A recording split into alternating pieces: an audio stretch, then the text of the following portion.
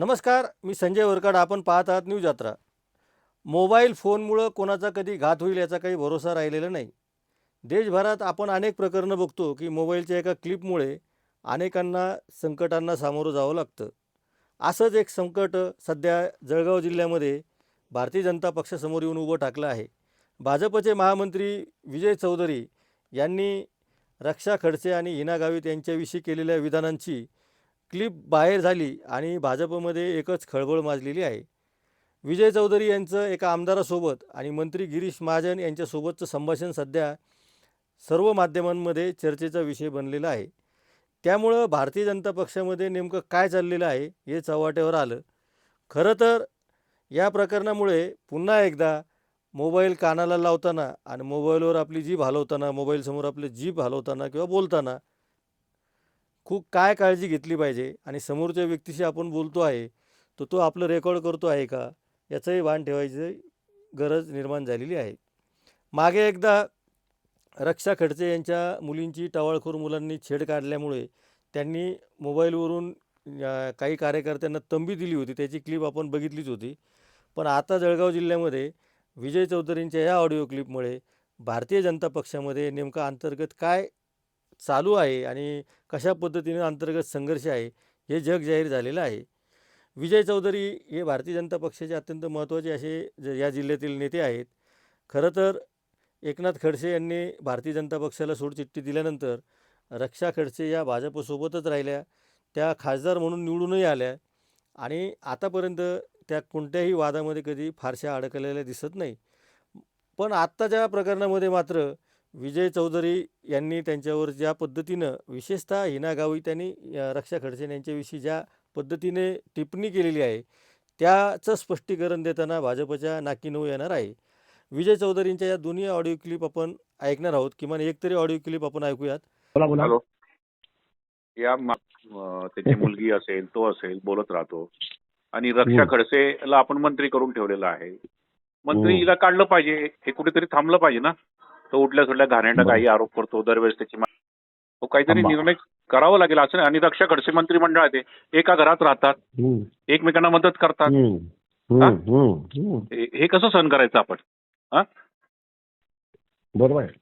हा तुम्ही सांगा आदेश काय करायचं सांगा.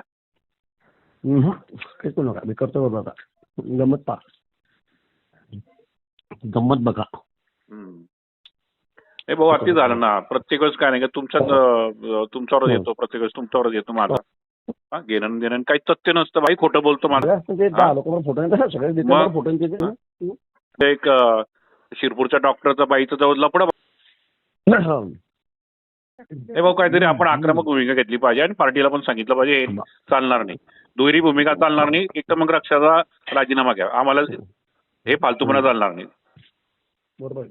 मग काहीतरी भूमिका घ्यावी लागेल ना भाऊ. कसं काय झालं असं एका घरामध्ये? ती पण एका घरात, त्याची ती खडसेची मुलगी पण, ही पण, हा पण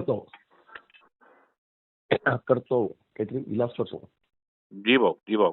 आणि तुम्ही सांगा मला, तुम्ही सांगाल तसं मी पत्र काढतो त्या बालदार. तसं करतो येऊन उठावून आता.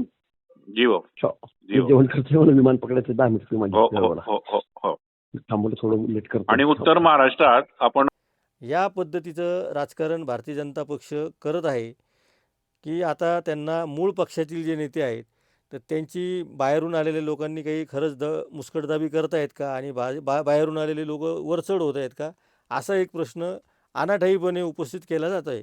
मी अनाठाईपणे यामुळं म्हणतो आहे की जे कोणी बाहेरच्या पक्षातून आलेले आहे, मग ते अशोक चव्हाण असतील किंवा विजयकुमार गावित, हिना गावित असतील किंवा आणखी कोणी राणा जगजितसिंह असतील, राधाकृष्ण विखे पाटील असतील, नारायण राणे असतील, महाराष्ट्रामध्ये असे जेव्हा लोक एखाद्या पक्षामध्ये पॉवरफुल दुसऱ्या पक्षातून येतात, विशेषतः भाजपमध्ये, तेव्हा ते आधीच देवाणघेवाणीची सगळी बोलणं झालेलं असतं.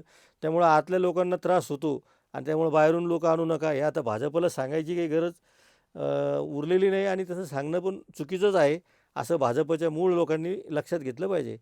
यामुळं आता जळगाव जिल्ह्यातीलच नाही तर भाजपच्या महाराष्ट्राच्या नकाशावरील बाहेरून आलेले विरुद्ध आतले असा संघर्ष शिगेला पोहोचणार आहे.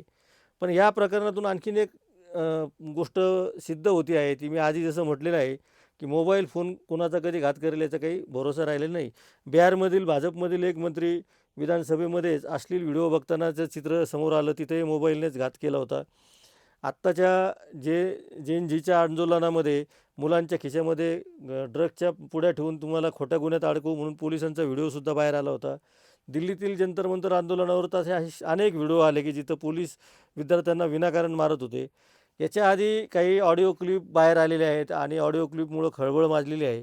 त्यामुळं इथून पुढं फोन वापरताना जरा जपून, असं आता राजकीय नेत्यांना सांगायची वेळ आलेली आहे असं म्हणतो आपण, पण ती वेळ फार पूर्वी आलेली होती आणि ती निघून गेली आणि पुन्हा पुन्हा येते, हे मात्र नक्की आहे. आणि अशी प्रकरणं पुन्हा पुन्हा घडतात आणि इथून पुढं सुद्धा घडतच राहणार.